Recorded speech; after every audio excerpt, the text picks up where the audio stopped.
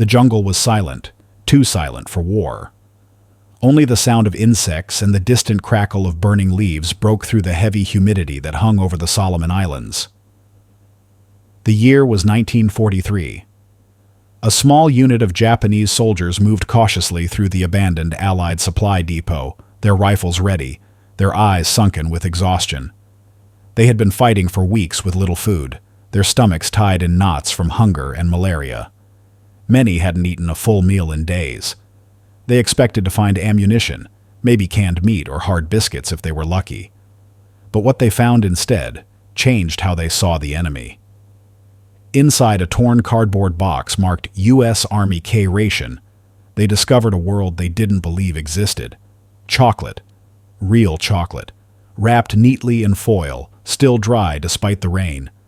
Alongside it, small packets of instant coffee, sugar tablets, chewing gum, and cigarettes. There was even a tiny can opener, and a note printed in English. Good luck, eat well, stay strong. For the men of the Imperial Japanese Army, half-starved, dehydrated, and living on rice balls and salt, it was an almost absurd sight. They passed the bar around in silence, staring as if it were gold. One soldier broke a piece off and tasted it. The sweetness filled his mouth, rich, foreign, almost unreal. He said nothing, but something inside him shifted. Because in that moment, more than in any battle, they understood the difference between two worlds. One that could afford to send candy to the front lines, and one that could not. The story of that chocolate bar is not a legend. It is a fragment of truth, recorded in diaries, remembered by survivors, whispered among captured soldiers who couldn't believe how well their enemies lived. It wasn't just chocolate, it was a symbol, a piece of the industrial empire that America had become, a nation whose factories could build Liberty ships faster than the enemy could sink them, and still have time to send dessert to the front. To the Japanese soldier, raised under the code of Bushido, taught that endurance and sacrifice were the highest virtues, the sweetness was almost shameful. War, to them, was meant to be endured, not enjoyed. Yet here it was, proof that their enemy's strength came not only from courage, but from abundance. Chocolate became a message, not spoken, but felt. It said, "We have more. We can outlast you. We fight not from desperation, but from comfort." And that, perhaps, was the most devastating truth of all. In the vast ocean of World War II, stories like these rarely make it to the headlines. Histories remember the great battles, the Coral Sea, Guadalcanal, Leyte Gulf. But within those battles were smaller wars. Wars fought in the bellies of men, in the rumbling of empty stomachs, in the smell of food they could never taste. While generals drew arrows on maps, soldiers fought for rice, for water, for one more breath, and sometimes for a single bite of chocolate. That one ration box found in the jungle was not a mistake. It was part of a system so massive it defied imagination. The U.S. Army Quartermaster Corps fed millions of men scattered across the globe, ensuring each had not just food, but morale. Every can, every bar, every cigarette represented a machine of war that stretched from Kansas to Okinawa. Japan, by contrast, relied on courage, not capacity. The empire's soldiers were told that spirit would overcome scarcity, that belief could replace bread. But belief, no matter how strong, could not feed an army. And so, in the shadow of palm trees and gunfire, as American planes roared overhead and ships thundered from beyond the horizon, a small group of men discovered that truth the hard way, through the taste of sweetness in a bitter war. They would never forget it. Not the battle, not the hunger, and certainly not the chocolate. War, after all, is not only written with bullets and blood, but with the taste of things men never had and could never forget. Before the chocolate, there was hunger. Before the taste of sweetness, there was the slow, gnawing ache of a war Japan was never built to win. The Pacific, vast and merciless, stretched like an ocean of fate between two worlds. On one side stood the United States, its factories roaring day and night, steel and smoke rising like an endless tide. On the other, Japan, an island empire bound by will, faith, and an ever-shrinking supply of everything that kept men alive. By 1943, the tide had turned. The once invincible Japanese forces that swept across Asia and the Pacific now fought not for conquest, but for endurance. Supply lines were strangled, oil tankers were hunted and sunk. Rice ships never arrived. Men on the front lines lived on half rations, sometimes less. For every Japanese soldier carrying a handful of rice and dried fish, an American Marine marched with cans of meat, biscuits, fruit, and even chocolate bars. The contrast was not just logistical, it was philosophical. Japan's leaders believed spirit could substitute for supply. They spoke of purity, sacrifice, and the divine emperor's will. But in the mud and rain of Guadalcanal, in the swamps of New Guinea, and among the coral ridges of the Solomons, spirit couldn't fight off malaria. It couldn't fill an empty stomach. It couldn't keep a man warm at night. Meanwhile, across the ocean, America was waging a different kind of war, one fought with numbers, machines, and the power of industry. In Kansas, the Hershey Company worked under military contract, producing millions of D-Ration and Tropical Bar chocolate bars each month. They were not made for pleasure, but for survival. High in calories, resistant to melting, easy to carry. Each bar contained more energy than a full meal, designed to sustain soldiers during combat or emergency. Yet to the men who received them on the front, they were more than nutrition. They were a taste of home. Back in Pennsylvania, families saw posters reading, "Victory is sweet, keep our soldiers supplied." Housewives saved tinfoil for packaging. Factories converted from candy to rations. It was an entire nation feeding its army through the language of abundance. For the Japanese, there was no such luxury. Their supply lines were constantly cut by Allied submarines and aircraft. Each sack of rice that reached the front was a miracle. Soldiers were taught to live off the land, to eat coconuts, roots, even captured enemy food when they could find it. Many Japanese diaries from the South Pacific repeat the same quiet desperation. No food for 3 days, men weak, but orders are to hold position. We found a box of American food. They eat like kings. The bitterness in those lines is not just hunger, it is realization. Realization that war is not only fought with courage, but with supply ships, factories, and endless trains carrying steel and sugar. In Tokyo, the government still broadcast messages of victory. Newsreels showed smiling soldiers waving flags, marching with full packs. But the truth, hidden in the jungles, was grim. The Imperial Army was crumbling, not in battlefields first, but in its stomach. When the Allied bombing campaign reached the Japanese mainland, even civilians began to feel what their soldiers had endured for years. Ration cards replaced markets. Rice was stretched with barley or acorns. Children learned to make mock coffee from roasted soybeans. The empire that had dreamed of eternal expansion now struggled just to feed its people. In contrast, America seemed limitless. Its war machine was not only efficient, it was generous. GIs joked that they could fight anywhere, as long as the coffee stayed hot and the cigarettes dry. Their supply depots overflowed with crates stamped U.S. Army Quartermaster Corps. To Japanese eyes, it looked impossible. An enemy so well fed, so well equipped, that they could carry luxury into war. And in a sense, they were right. The American K-Ration was not merely food, it was ideology. A portable declaration that no soldier would be left starving, that every man mattered enough to deserve warmth, sugar, and comfort even amid chaos. That chocolate bar wasn't a coincidence. It was the reflection of a nation's philosophy that morale wins wars as much as bullets. By mid-1943, Japanese command knew the truth they could not admit. The empire was bleeding resources faster than it could replace them.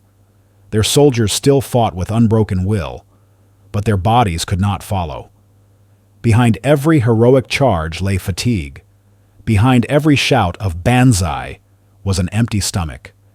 And somewhere, in the rain-soaked jungles of the Pacific, a soldier would open an American ration box, see that glimmer of chocolate, and realize the war was not just about bravery anymore. It was about who could feed their men and who could not.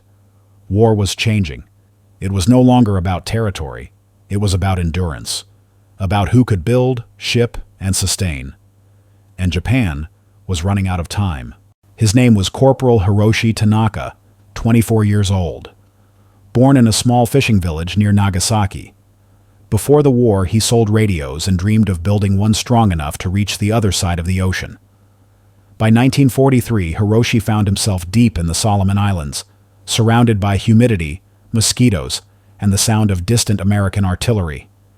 His uniform, once crisp and olive, had turned a dull brown from months of rain and sweat. His boots were worn through. His company was down to 30 men, half sick, many wounded, most starving. Every morning, he looked at the sky for planes, not food. The jungle around them was alive but empty. They could not hunt. Every fire drew shells. They could not move. Every sound risked discovery. The enemy controlled the air, the sea, and soon the ground beneath their feet. Yet the orders remained the same. Hold the line. Do not retreat. So they did. On the night of August 3rd, his commanding officer, Captain Nakamura, sent Hiroshi and 5 others on a reconnaissance mission. Rumors spread that an abandoned Allied camp lay half a mile ahead. A depot the Americans had left behind after shifting their line. If true, there might be food. They moved through the darkness like shadows, barefoot to muffle sound, rifles wrapped in cloth. Every step was deliberate. They passed through trenches filled with mud, past bodies already swallowed by the jungle. When they reached the depot, the smell hit them first. Oil, smoke, and something faintly sweet. Inside the shattered crates lay tins, boxes, and packets. The men tore through them like scavengers. They found canned meat, biscuits, and coffee tins printed with neat English words they could not read. And then Hiroshi saw it. A small brown box labeled U.S. Army K-Ration, breakfast unit. He opened it carefully, as though it were sacred. Inside was chocolate. He had never seen chocolate before. Not real chocolate. Not like this. He broke off a corner, placed it on his tongue, and for the first time in months, felt something melt instead of rot. The sweetness was overwhelming, so rich it almost made him dizzy. It was warmth in edible form. Another soldier, Ito, laughed quietly, shaking his head. "They eat like children," he whispered. But his voice carried no mockery, only disbelief. Hiroshi looked at the rest of the rations, the gum, the sugar tablets, the cigarettes, and felt something cold spread through him. He wasn't angry. He wasn't jealous. He was amazed. How could an army so far from home be this well supplied? How could they afford to send luxury to the jungle when his own men were drinking muddy rainwater and chewing on leaves? The answer was obvious and unbearable. The Americans were fighting a different war, a war of factories, ships, and endless hands. Back in Tokyo, propaganda had promised that Japanese spirit was invincible, that the emperor's soldiers would overcome hunger, fatigue, and even death. But here, in the middle of nowhere, surrounded by the ruins of their own camp and the smell of American abundance, that promise felt like a lie. Hiroshi thought of his mother, still in Nagasaki, saving every grain of rice. He wondered what she would say if she saw what the Americans sent their men to war with: coffee, cigarettes, candy. She would think it a dream. He placed the chocolate back into the box, carefully, almost reverently. "Don't waste it," he told the others. "This isn't food. This is proof." Proof that Japan was fighting an enemy whose strength did not come from will, but from wealth. When they returned to their camp, they divided what they found. Each man got a few crackers, a spoonful of meat, and a fragment of chocolate. For a few hours, they forgot the war. They laughed softly, talked about home, and even joked about how Americans must have fat soldiers if they eat like this. But when the laughter faded, silence returned. They all knew what it meant. The chocolate was not just a taste of the enemy's supply. It was the taste of inevitability. Because no matter how bravely they fought, no matter how loudly the officers shouted, "Tenno Heika Banzai," An empire built on empty stomachs could not outlast one built on abundance. That night, as rain fell again, Hiroshi took the small wrapper of the chocolate bar and folded it into his pocket. He kept it with him for the rest of the war. He would later say that every time he touched it, he remembered what he had learned in that jungle. Not from a general, not from a book, but from a taste. He said, that sweetness was not victory. It was the sound of a great machine that would never stop. And somewhere, in the heart of that jungle, a young soldier sat under the dripping leaves, holding the last piece of chocolate he would ever see, wondering what kind of world could afford to make war taste sweet. Dawn came slowly to the Solomon Islands. The rain had stopped, but the air was thick, heavy with smoke, mist, and the faint echo of engines beyond the horizon. Hiroshi Tanaka sat near the tree line, his rifle across his knees, the wrapper of that American chocolate tucked safely in his breast pocket. The sweetness was gone, but the bitterness remained. For 3 days, his platoon had been ordered to hold the ridge above the Matanikau River, a strip of mud and jungle that looked meaningless on a map, but decided who controlled the valley below. The Americans were advancing, inch by inch, behind walls of artillery fire. Each explosion came closer. Each tremor shook the ground like an approaching storm. Hiroshi and his comrades had almost no ammunition left. Their machine gun jammed every few bursts. Their commander rationed bullets like food. The men grew thinner each day, their uniforms clinging to bones. But still, they stayed, because retreat was dishonor, and surrender, unthinkable. Across the valley, the Americans were moving with precision. Long before they fired their first shot, the jungle itself seemed to tremble under the machinery of war. Jeeps, bulldozers, trucks hauling crates stamped quartermaster corps. Each man carried enough food for 3 days. Each squad had radio contact with supply ships anchored offshore. When they halted for rest, they drank instant coffee, lit cigarettes, and opened their K-Rations. The sound of tin lids popping echoed faintly through the trees, a strange mechanical music that reached the ears of the hungry Japanese soldiers above. Hiroshi listened to it like a man listening to ghosts. At 0600 hours, the shelling began. The ridge exploded in light and sound. American mortars rained down in rhythmic succession. Boom, pause, boom. Trees split open, soil burst upward. The Japanese huddled in their foxholes, mud covering their faces, clutching their rifles like lifelines. Captain Nakamura shouted over the chaos, his voice steady but hoarse. "Hold your fire until you see them." Minutes later, the jungle below began to move. Dozens of figures emerged, helmeted silhouettes advancing cautiously, rifles raised. The Americans moved in small units, covering each other's flanks, coordinated, relentless. Their discipline was terrifying. Hiroshi aimed, fired, and missed. His hands shook, the rifle jammed. Beside him, Ito cursed under his breath, clearing the chamber of his Arisaka rifle. They fired again. One American went down. The others ducked for cover, but for every soldier they hit, 3 more replaced him. That was the rhythm of the war now. One side breaking, the other replenishing. By midday, the Japanese defense line had shattered. The Americans pushed forward, supported by airstrikes. From above, the roar of engines tore the sky apart. F-4F Wildcats and dauntless bombers sweeping low, dropping canisters of smoke and fire. The ridge became a furnace. Hiroshi's platoon fell back toward the river. Men stumbled through mud, bleeding and coughing, carrying the wounded or dragging ammunition crates that were already empty. They had no medical kits, no morphine, no water. The jungle around them was filled with the smell of burning leaves and cordite. And still, through the roar, Hiroshi heard something that broke him, the distant laughter of American soldiers. Not cruel laughter, not mockery, just voices. Casual, human, alive. Men confident that breakfast, lunch, and ammunition would always arrive. By the time night fell, only a handful of Hiroshi's unit remained. They crawled into the mangroves by the river, silent, covered in mud. Their radio had died days ago. Their captain was gone. The jungle pulsed with the sound of frogs and distant artillery. Somewhere, A flare burst overhead, washing everything in pale white light. Hiroshi pressed a finger against the chocolate wrapper in his pocket. The foil was still there, dry against his chest. He thought of it like a talisman, not of luck, but of truth. The truth that no amount of courage could fill an empty stomach. On the other side of the river, the Americans set up camp.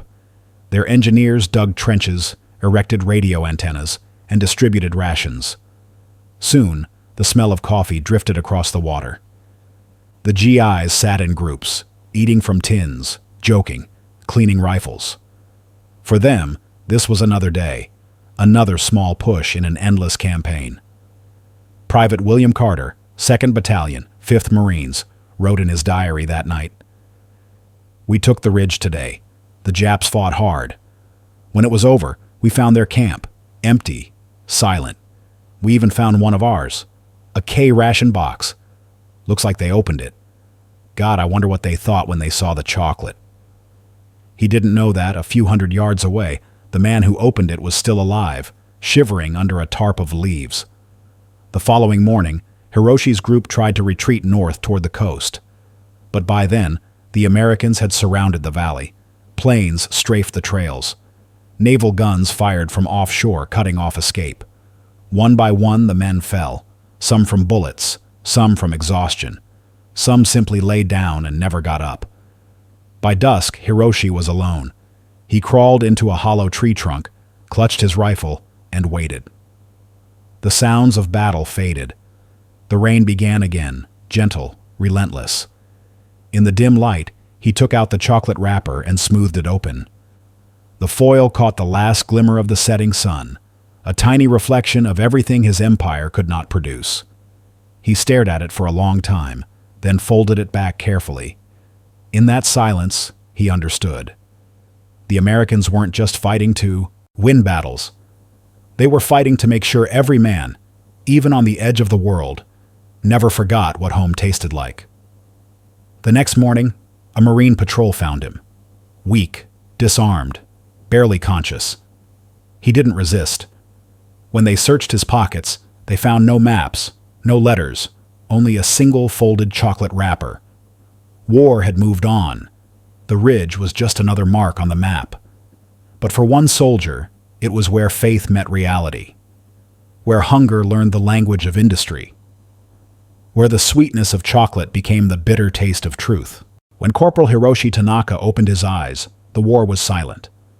The first thing he saw was a blue sky, clear, impossibly calm, the kind of sky he hadn't seen in months. No planes, no smoke, no shouting officers, only stillness. He realized slowly that he was lying on a stretcher aboard an American ship. His wrists were bound loosely with cloth. His uniform had been cut open by medics. There was a bandage on his shoulder, another across his ribs. Around him, men moved in quiet rhythm. Orderlies, nurses, sailors. None of them carried weapons. A nurse handed him water. He hesitated, unsure if it was real. Then he drank. It was cold, clear, pure. He almost cried. They had found him 2 days earlier, barely alive in the jungle.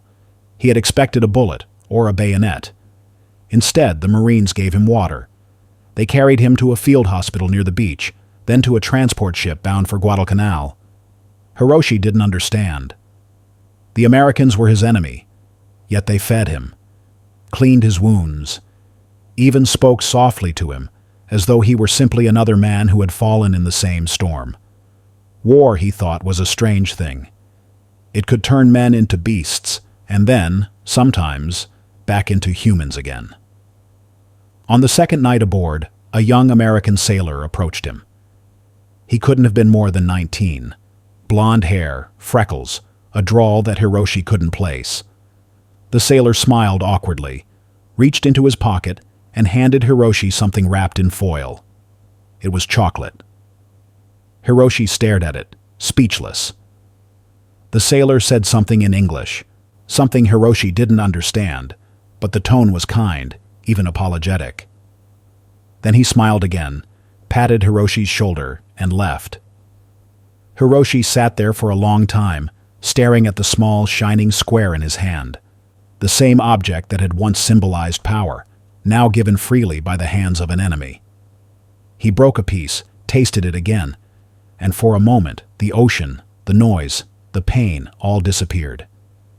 He thought of home, of his mother drying fish on the shore, of his little sister chasing gulls with bare feet, of the radio he had once tried to build, the one that could never reach this far. The chocolate melted slowly on his tongue, like memory itself. In the days that followed, Hiroshi learned what defeat felt like, not from humiliation, but from understanding. He watched the Americans work. He saw how efficiently they moved, how quickly they repaired, rebuilt, and supplied. There was no shouting, no chaos, only quiet order. Even their smallest routines, how they boiled coffee, how they shared cigarettes, how they folded their flags at dusk, were done with the same precision that had filled their ration boxes. He realized this was the true weapon of the United States. Discipline fueled by abundance. They fought like an industrial tide, never reckless, never starving, never desperate. For them, survival wasn't a question of faith. It was a matter of supply. For Japan, survival had become an act of worship. For America, it was a science. Hiroshi wrote his first note to the camp interpreter a week later. It was short, almost childlike. Please tell the young sailor thank you. The chocolate tasted like home. The interpreter translated it, and the sailor smiled when he heard. For a moment, two men, who had been taught to hate each other, shared a silence that said everything words could not. That night, Hiroshi looked out over the dark Pacific from the deck of the hospital ship. The horizon shimmered faintly, lit by distant lightning. The air smelled of salt, oil, and something faintly sweet from the galley below. He thought of his friends, the ones who never left the jungle. He thought of Ito, of Captain Nakamura. He wondered if they had known, before the end, that their courage had been fighting against a machine too vast to imagine. The war would continue for 2 more years. Japan would fight until its cities burned and its skies glowed with the light of its own downfall.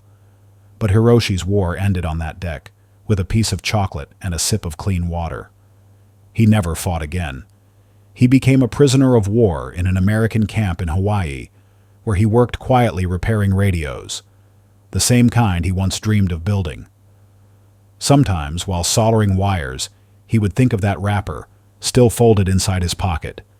It had survived the jungle, the fire, the sea. He kept it for the rest of his life. Message received. All units supplied. All units ready. The same words Hiroshi had never heard from his own command. He closed his eyes, remembering the jungle, the hunger, the sweetness. War, he finally understood, was not only about who was stronger, but who could afford to care for their men. And sometimes, the smallest act, a piece of chocolate shared between enemies, told more truth than all the speeches ever made. The Pacific had changed. What began as a string of desperate island defenses had turned into a tide of collapse. Japan's empire, once stretching from Manchuria to New Guinea, was shrinking every month. Saipan, Tinian, Iwo Jima, Okinawa. Each name carved into history with blood and fire. And yet, through the thunder of artillery and the ash of cities, one truth echoed louder than any victory speech. Japan was running out of everything. Hiroshi Tanaka was now prisoner number 2381, interned in Camp McCoy, Wisconsin. He had been there for almost a year. The war for him existed only in rumors, snippets of radio broadcasts, whispers from new prisoners arriving from the Pacific. He worked repairing radios in the morning and tending a small vegetable garden in the afternoon. The Americans treated the POWs fairly, even kindly. They were fed, given books, sometimes even allowed to listen to news reports under supervision. One summer afternoon, the camp loudspeaker crackled. "Attention! Announcement from Allied Command. The island of Saipan has fallen. American forces have secured all major airfields." There was no cheer, no mockery from the guards. Just silence. But Hiroshi felt it like a knife. Saipan was Japanese soil, his country's outer wall. If it had fallen, The homeland itself was next. That night, as he walked back to his barrack, he looked up at the sky. It was enormous, filled with stars. Somewhere far beyond, bombers now took off from captured runways, headed for the cities of his birth. He didn't pray. He didn't weep. He only whispered a single word. Why? Inside the barracks, one of the American guards, a quiet, middle-aged sergeant from Ohio, sat by the stove, reading a letter from home. When he noticed Hiroshi watching, he smiled faintly and handed him an envelope. Inside was a small card from the Red Cross, a food coupon, exchangeable for an extra ration of chocolate. Hiroshi blinked, confused. The sergeant gestured toward the supply shed, where boxes were stacked with familiar white labels. U.S. Army Ration Type D, chocolate, fortified. The same chocolate, the same taste as that day in the jungle. He accepted it wordlessly. That night, as the men around him slept, Hiroshi unwrapped the bar, broke off one square, and stared at it in the dim light. He realized what it symbolized now. Not power, not luxury, not even mercy, but survival. The same industrial heart that could feed its prisoners was the same one burning his homeland to dust. The sweetness no longer brought warmth. It tasted of inevitability. Tokyo was a sea of ruins. The fire bombings had erased entire neighborhoods, factories, schools, shrines. Gone. Families huddled in basements, surviving on barley, acorns, or nothing at all. The once mighty army now scavenged for food. The same soldiers who once marched through China with iron discipline now dug through abandoned stores, looking for anything edible. And somewhere, in a tattered field notebook, a young recruit wrote, "The Americans fight with machines and food. We fight with hunger and prayers. But prayers cannot fill the belly." It was the same truth Hiroshi had learned 2 years earlier, now multiplied across an entire nation. In the camp, Hiroshi followed every rumor he could. He heard about the bombing of Hiroshima, then Nagasaki. He didn't believe it at first. No one did. A single bomb destroying an entire city? Impossible. Then, one morning, August 15th, the camp loudspeaker called for silence. The Japanese prisoners stood in formation, guarded but not threatened. The American commander walked to the front, holding a paper. His voice was steady. "By order of the Emperor of Japan, all military operations have ceased. The war is over." No one moved. No one breathed. Some stared blankly. Others trembled. A few fell to their knees. Not from grief, but from the sudden absence of everything that had defined them. Hiroshi simply lowered his head. He felt nothing. Not shame, not relief. Just an enormous, empty quiet. That night, he sat alone under the moonlight beside the camp fence. The crickets sang softly in the grass. He took the last of his chocolate from his locker, the one he had saved for months, and unwrapped it slowly. The foil glinted faintly, like a tiny mirror of the moon. He broke the bar in half, placed one piece on the ground, and whispered in Japanese, "For the ones who never came home." He ate the other half. The sweetness was faint now, old, dusty, but still there. And as it melted on his tongue, he thought of the ridge in the jungle, the rain, the hunger, the sound of distant laughter. That was when he understood the full meaning of what he had tasted years before. The chocolate had never been about luxury. It had been a promise, a quiet declaration that even in war, life could still hold sweetness. That no empire built on starvation could endure forever. Months later, he was released and sent home to Japan.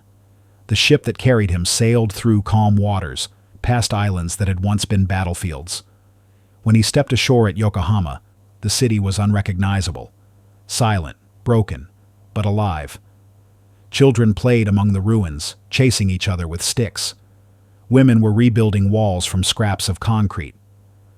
Hiroshi reached into his coat pocket and felt the last remnant of foil still folded there. He looked at the children and smiled faintly. Perhaps one day, he thought, Japan would know that sweetness again, without war. In every war, there are victories written in blood and truths written in silence. For one soldier, the taste of chocolate told him both. Post-war Japan, 1949. The war had ended, but the hunger had not. Cities were being rebuilt from ashes, children scavenged in train stations, and American occupation forces now patrolled the same streets once filled with imperial banners. And yet, amidst the rubble, new life had begun. Shops reopened, schools were rebuilt, and on the shelves of Tokyo, for the first time in years, small brown bars appeared, wrapped neatly in foil. Chocolate. The same sweet symbol that once defined the difference between defeat and abundance now returned as a gift of peace. For most Japanese, it was their first taste of the post-war world. For Hiroshi Tanaka, it was the closing of a circle. He had returned home quietly, one of thousands of former POWs who stepped off ships into a homeland that barely recognized them. The emperor's voice had declared surrender, but what came after was something deeper: survival. Hiroshi found work in a small electronics workshop in Yokohama, repairing radios and helping rebuild communication lines across the city. The world he entered was no longer bound by the empire's code of endurance. It was a world of rebuilding, reimagining, and remembering. One afternoon, while repairing a transistor radio, he heard a broadcast from the American Occupation Channel. The announcer's voice, calm and formal, spoke about friendship, progress, and cooperation. And then music, soft jazz, something Hiroshi had never heard before. It was warm, easy, unhurried. Not the sound of marching feet, but of living hearts. He set down his tools and listened, realizing that peace had its own rhythm. That same year, an American officer visited the workshop on a repair contract. When he noticed Hiroshi's name tag, he paused. "You were in the islands?" the officer asked. "Yes," Hiroshi replied. "Guadalcanal." The man nodded, almost solemnly. Then he reached into his coat pocket and placed something on the workbench, a small foil-wrapped bar. "From the commissary," the officer said with a faint smile. "Thought you might like it." Hiroshi stared at it, then laughed softly, not out of joy, but disbelief. After all these years, it still followed him. He unwrapped the bar, broke it in half, and offered a piece to the officer. For a moment, the two men, once enemies, stood in silence, chewing the same chocolate that had once separated their worlds. It was no longer a weapon, nor a symbol of power. It was simply food, shared. In the years that followed, Hiroshi often told his children a story, not of battles or victories, but of the day he tasted peace before he ever knew its name. He described the jungle, the rain, the sound of American soldiers laughing over their rations. He told them how strange it had felt to fight men who ate chocolate while his comrades starved. And then he told them what he had learned, that war is not just about courage or belief.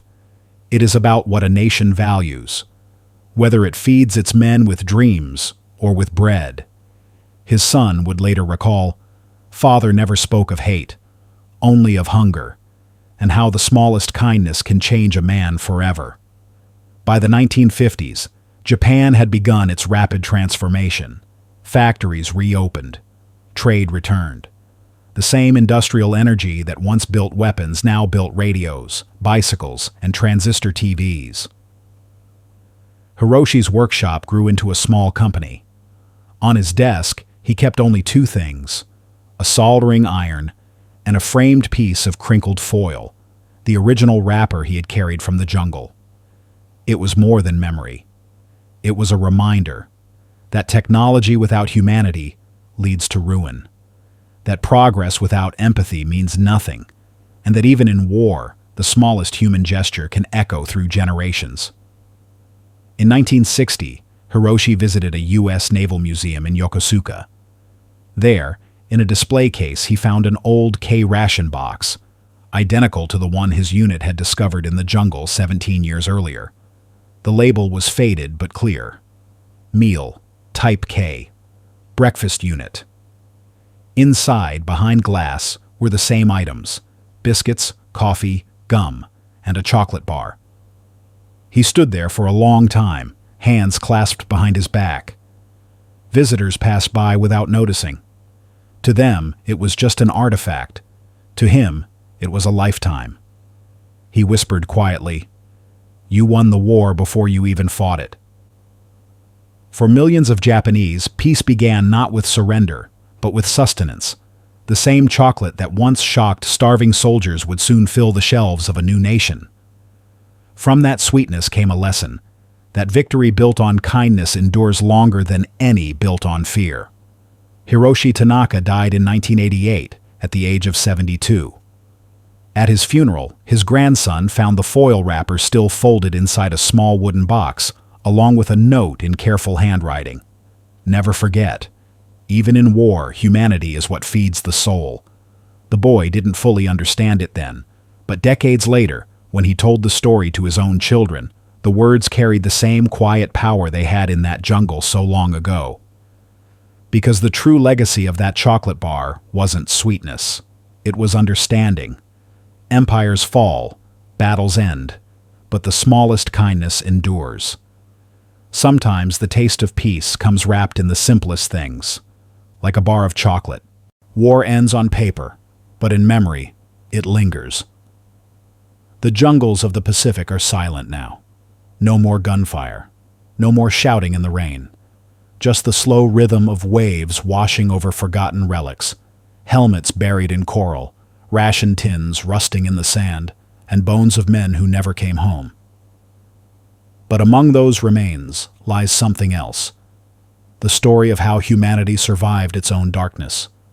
Every great war leaves behind its monuments, ships, medals, graves. But the true legacy often hides in smaller things: a letter, a photograph, a piece of chocolate. It's easy to think of war as grand strategy, arrows on maps, fleets on the move. But when the smoke clears, what remains are not the plans of generals, but the memories of ordinary men. Men who shared food with enemies, who looked across the line and saw not monsters, but reflections, who discovered that compassion could outlast bullets. For Japan, chocolate became more than sweetness. It became the taste of a new beginning, a strange, foreign kindness that lingered long after the surrender. For America, it was proof of something greater, that its power was not only built in factories or steel, but in the ability to feed, to rebuild, and to forgive. A single ration, once found by starving soldiers in the jungle, had become a quiet symbol of civilization itself. Empires are remembered by what they build, but also by what they choose to give. Hiroshi Tanaka never saw himself as part of history. He was not a hero, not a commander, just one man who learned that even in the heart of destruction, humanity flickers like a small flame, fragile but defiant. And perhaps that is the final truth of war, that survival is not just about strength, but mercy. That victory is not just about conquest, but compassion. On the screen, archival photographs roll by: a Marine sharing coffee with a Japanese prisoner, a nurse tending to a wounded man in the rain, a child clutching a ration bar, smiling for the first time. Each image a fragment of something once terrible, now almost gentle. When we speak of World War II, we often count the ships sunk, the cities bombed, the lives lost. But perhaps the truest measure of that war lies not in destruction, but in the moments when, despite everything, men remembered they were still human. The ocean remains. The winds still carry echoes of that time. And somewhere, in the deep quiet of memory, the wrapper of a forgotten ration still gleams faintly, a fragment of foil, catching the light of peace. This is not just a story about a battle, but a reminder that even in war, kindness endures longer than hate.